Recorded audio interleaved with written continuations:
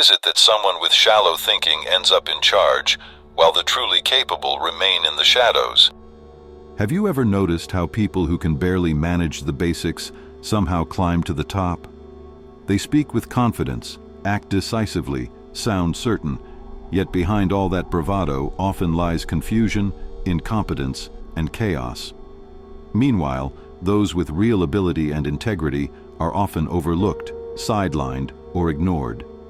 This isn't just bad luck. It happens far too often to be a coincidence. It's a built-in flaw in how we, as societies, perceive leadership. In the 16th century, Niccolò Machiavelli, exiled from the political heart of Florence, turned his gaze away from idealism and toward brutal truth. He chose to write not about how power should work, but how it actually does. He wasn't interested in virtue or fairness. He wanted to understand one thing: who keeps power, who loses it, and why. Today, his name is often used as a synonym for manipulation and ruthlessness, but in reality, he was a mirror, not a monster. The first thing he observed: the appearance of competence is often valued more than the real thing. People judge by surface, not by substance. Think about it. The analytical, thoughtful individual rarely shouts. They hesitate, reflect, explore complexities, and refuse to offer easy answers. To the masses, they seem indecisive, even weak. But now picture someone else, bold, simple, loud. I know exactly how to fix this. Who wins attention? Who gains trust? Almost always the second. Here lies the bitter truth. Seeming smart is more powerful than being smart. History confirms this. Socrates, the embodiment of deep questioning and intellectual humility, ended up sentenced to death. His "I know that I know nothing" was an intellectual revolution, but a political disaster. The crowd doesn't want to be reminded of uncertainty. Now contrast that with Adolf Hitler, a failed artist and undistinguished soldier who captured the nation with his absolute certainty and seductive simplicity. He didn't doubt, and millions followed. Modern science has noticed the same pattern. A study in the Journal of Management found that intelligence improves leadership potential, but only to a point. Once someone's IQ goes beyond about 120, their chances of rising actually decrease. Why? Because high intelligence often brings complexity, nuance, and a tendency to question, things the average audience finds alienating. It makes the intelligent hard to follow and harder to trust. So we come to a strange reality. The smarter you are, the harder it is to be heard. Consider Nikola Tesla, a visionary genius whose ideas could have reshaped the world, but he struggled to explain them to investors and the public. Meanwhile, Thomas Edison, far more pragmatic and charismatic, sold simpler ideas with flair and won the war of currents, despite Tesla's deeper insights. We see this in business too. Adam Neumann, the founder of WeWork, dazzled the world with talk of revolutionizing the workplace, despite a deeply flawed business model. His confidence alone secured billions in funding. Why? Because he sounded like a leader. Our brains confuse confidence with competence. This is not new. It's evolutionary. In ancient tribes, the one who spoke firmly and fearlessly seemed like a protector, even if they were wrong. That instinct still drives us. When one person says, "This is complicated and needs careful analysis," and another says, "It's simple, I'll fix it," we gravitate toward the second. Not because they're right, but because simplicity feels safe. Machiavelli once wrote, "Everyone sees what you appear to be, few experience what you really are." It's a damning verdict on a world obsessed with appearances. We reward style over depth, presentation over principle. In a society where most people judge with their eyes, the illusion wins. That's why so many talented minds refuse to play the game. And those who master illusion rise. But if that's the case, what does it cost us? What happens when the loudest voice leads the quietest truth? Power built on confidence without substance doesn't just rise, it protects itself. Once someone who lacks true expertise finds themselves at the top, their survival instinct kicks in. Their goal is no longer to lead wisely, but to prevent anyone smarter from challenging them. And so begins the silent construction of an environment where intelligence is not welcome. The mechanism is simple but devastating. Insecure leaders avoid surrounding themselves with competence, not because they can't find talent, but because talent threatens them. When someone rules without the depth to back it up, the greatest danger they face isn't external, it's internal. Someone below them with sharper insight, clearer vision, and the courage to expose what's hollow. To avoid this, they choose loyalty over ability, obedience over insight, silence over scrutiny. Niccolò Machiavelli observed this centuries ago. The first method for estimating the intelligence of a ruler is to look at the men he has around him. A ruler who surrounds himself with mediocrity does so out of fear, not accident. For the insecure, it is not competence that inspires trust. It is compliance. History offers countless examples. Look at Emperor Commodus of Rome, heir to a mighty empire, but a man without the qualities to sustain it. Those who dared to challenge his incompetence were cast out. He filled his court not with strategists or statesmen, but with flatterers, performers, and cowards. The machinery of empire rotted from the inside, not because of war, but because of a leader who feared wisdom. In our own age, we've seen this too. Across nations and industries, from fragile democracies to unstable corporations, weak leaders consistently promote those less threatening than themselves. The result is a cascading hierarchy where each layer is weaker than the last. Managers choose passive deputies, deputies hire agreeable assistants, and the organization slowly degenerates into a network of people whose primary skill is not to outshine the one above. This is what psychologists call a competence threat. Insecure leaders feel endangered by intelligent subordinates. So instead of building strong teams, they build echo chambers, teams that won't challenge, won't outthink, and won't rise. Brazil's Centro political coalition exemplifies this. Appointments based on loyalty over merit, creating a system where personal allegiance is more valuable than qualification. Robert Mugabe's Zimbabwe suffered the same fate. Talented administrators were systematically replaced by loyal but unqualified party officials. The result? Institutional collapse, economic ruin, and public trust in freefall. This isn't rare, it's a pattern. Social scientists call it homophily, the tendency of people to surround themselves with similar others. When the top is incompetent, that sameness becomes a contagion.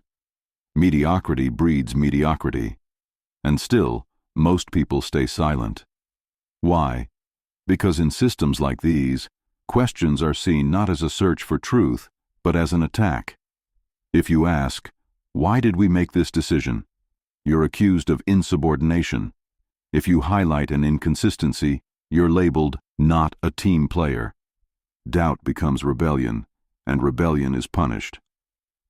Gradually, a culture emerges where thinking is dangerous, but obedience is rewarded, where stupidity becomes convenient and truth becomes a liability. This doesn't require conspiracy. It happens organically, a natural selection of submission, a structure where image matters more than outcome, and safety is found in silence. And in such a world, the greatest skill is not problem-solving, it's staying invisible enough not to threaten anyone, yet visible enough to be promoted. Because when truth is inconvenient, the most successful people are those who can ignore it the loudest. When someone rises to the top on confidence rather than knowledge, and surrounds themselves with agreeable mediocrity, a natural question follows. Why does the system continue to follow them, even when the absurdity becomes obvious? Why do societies, from citizens to experts, repeatedly place their trust in people who speak loudly and simply, even when their proposals are hollow? The answer doesn't lie in politics or morality, but in psychology, in the architecture of human perception itself. We are creatures wired for certainty. Ambiguity makes us anxious. Complexity overwhelms us. And in times of fear and instability, we instinctively gravitate toward anyone who offers a clear enemy and a simple fix, even if the enemy is imagined and the solution is false. Machiavelli, watching this weakness unfold, wrote, "The great majority of mankind are satisfied with appearances as though they were realities. They are often more influenced by the things that seem than by those that are." He wasn't moralizing. He was describing a core vulnerability. People crave the illusion of order, especially when chaos threatens. Look at how leaders who build their power on spectacle operate. They don't explain complexity. They declare simplicity. They don't invite questions. They deliver slogans. Their power doesn't come from truth, but from tone. Not from argument, but from performance. Their voice becomes an anchor in a storm.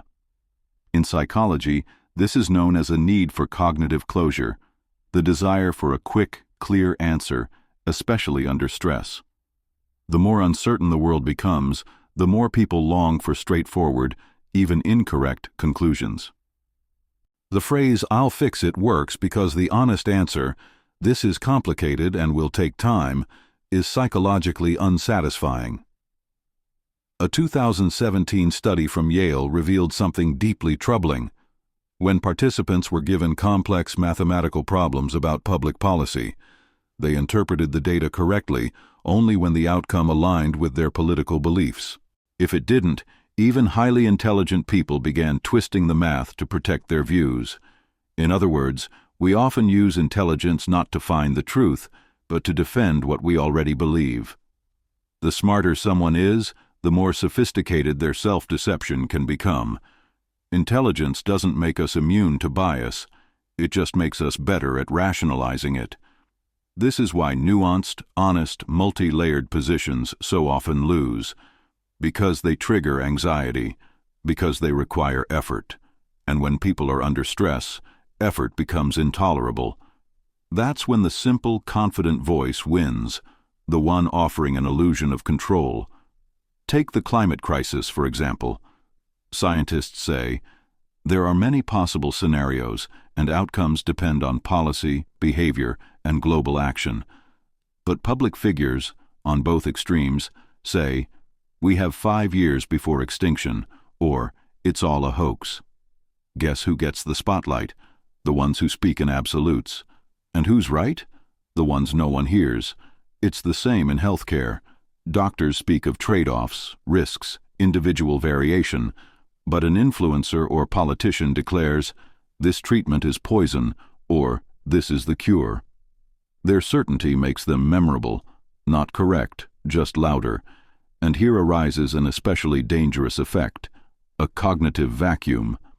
People lose the ability to distinguish expert nuance from manipulation. Subtlety sounds suspicious. Complexity feels like a trick. And in that mental fog, anything confidently stated becomes the truth. The paradox? Just when society most needs complex thinking, it most desperately seeks simplicity. That's why the path to power is often smoother for those who aren't burdened by too much understanding. Not because they're smarter, but because they're unafraid to say what people want to believe. Ask yourself, when was the last time you found yourself drawn to an explanation not because it was verified, but because it was comforting, because it made life easier? And if even thoughtful, self-aware people fall into this trap, what of the rest? This is why the unqualified sometimes rise. Not in defiance of logic, but in the dark shadow of how logic is distorted by human nature. But our craving for simplicity is only part of the equation. There's something even more unsettling that helps explain why intelligent, moral individuals don't just lose to the crowd, they lose to those willing to cross every ethical line. Highly intelligent people often develop complex moral reasoning. They don't just question facts, they question themselves. Is this right? Will this hurt someone? These reflections slow their steps and make them vulnerable in battles where victory doesn't belong to the principled, but to the ruthless. Niccolò Machiavelli captured this dark truth when he wrote, It is necessary for a prince who wishes to maintain his position to learn how not to be good, and to use this knowledge as necessity requires. In that one sentence lies a brutal paradox. Morality limits you, while amorality frees you. Those who are willing to lie, manipulate, betray, they gain access to strategies unavailable to the ethical. They can make promises they never intend to keep. They can destroy rivals with whispers and smears. They can play on fear and prejudice, weapons that thoughtful people refuse to touch. Consider the fate of Cicero versus Julius Caesar. Cicero was a man of words, reason, and principle. Caesar was a strategist who broke every rule when necessary. Cicero couldn't bring himself to betray his ideals. Caesar could. One died powerless. The other became emperor. The same logic plays out in corporate life. A study from the University of British Columbia found that individuals with psychopathic traits, such as lack of empathy, often climb the career ladder faster, especially when they possess social charm.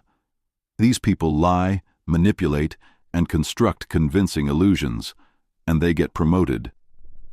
Eventually, the entire system adapts to this dark dynamic.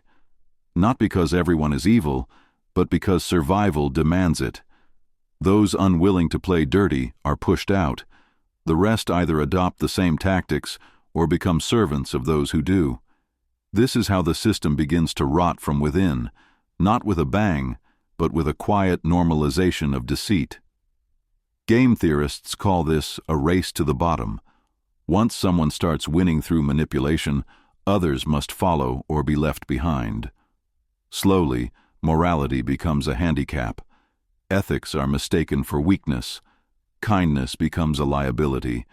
And this isn't just theory, it's visible across cultures. In China, for example, the Shenu archetype, the fierce, cold-blooded businesswoman, has become a symbol of modern success. No empathy, no limits, only results. In the Nordic countries, often praised for their collaborative values, research shows that manipulative and unethical leaders advance faster than their ethical counterparts. The world begins to learn. If you want to win, forget the rules, break them, play dirty, because the one who lies will always be one step ahead of the one searching for truth. And when such people reach the top, they don't just hold power, they change the rules of the game. The structure itself begins to bend. The moral compass flips. Honesty becomes dangerous. Sincerity is seen as foolish. Intelligence becomes suspicious.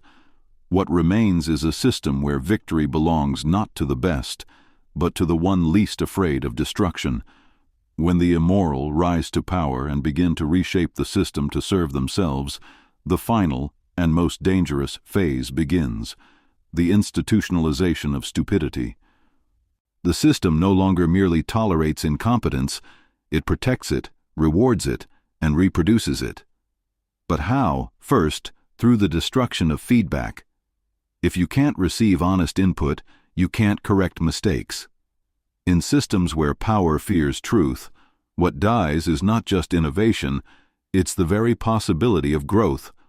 A surgeon who isn't told about errors continues to harm. An engineer whose failures go unchallenged builds disaster. A leader no one dares to criticize drives the entire structure toward collapse. Second, through the concentration of authority. The fewer the checks and balances, the more power protects itself, even when wielded by the incompetent. The Soviet Union, with its centralized decision-making and bureaucratic inertia, collapsed not from outside pressure, but from its inability to correct itself from within. In contrast, Germany's dual-board corporate governance ensured that executive actions were overseen, reducing the damage caused by unfit leadership. Through obfuscation. In fields where outcomes are clear, like surgery or sports, incompetence is quickly exposed. But if you're a politician or CEO, you can hide behind speeches, data manipulation, or blaming others. Failure can be packaged as success, and most people will accept the narrative if it sounds convincing. Fourth, through short-term incentives. When bonuses and recognition depend on quarterly numbers rather than long-term outcomes, people learn not to solve problems, but to present illusions. That's how we get financial crises, collapsing startups, and nations building facades instead of foundations. All these elements lead to a single corrosive result: systemic deception, where even good intentions drown in the swamp of distorted rewards. And yet, even in such environments, resistance is possible, not by attacking others, but by understanding the mechanisms. Because once you see how you're being led, you stop walking blindly. That resistance begins with 3 practices. First, intellectual humility, recognizing the limits of what you know and staying open to change. It protects you from other people's false certainty and your own ego. Second, informational discernment, the ability to tell depth from noise. Read less, think more. In a world where the loudest voice wins, strength lies in choosing silence and reflection when it matters most. Third, philosophical reflection, carving out time to question what seems obvious, to sit with uncomfortable truths. Because if you don't think for yourself, someone else will do it for you, and usually not in your best interest. But even that isn't enough, because power isn't just about individuals, it's about systems. We must build environments where success depends not on charisma, but on contribution, where style doesn't outweigh substance, where liars can't hide behind vision and manipulators can't disguise control as leadership. This is possible, but only if we stop volunteering for delusion. Machiavelli once wrote, "It is not titles that honor men, but men that honor titles." And that, in the end, is the final truth. Power is not sacred. It is a responsibility. It doesn't matter what you're called. What matters is what you do with what you're given. Yes, the foolish, the ruthless, the loud, they sometimes rise. But that is not fate. It's a mirror. And each of us must choose to reflect the crowd or to begin the change. If any of this resonated with you, share it in the comments. What have you seen? What have you felt? What part of this story lives in your own experience? Your voice matters. If you found this video valuable, leave a like, subscribe to the channel, and share it with someone who's seeking clarity in a world full of noise. Until next time, remember, understanding the darkness doesn't mean surrendering to it. It means learning how to turn on the light.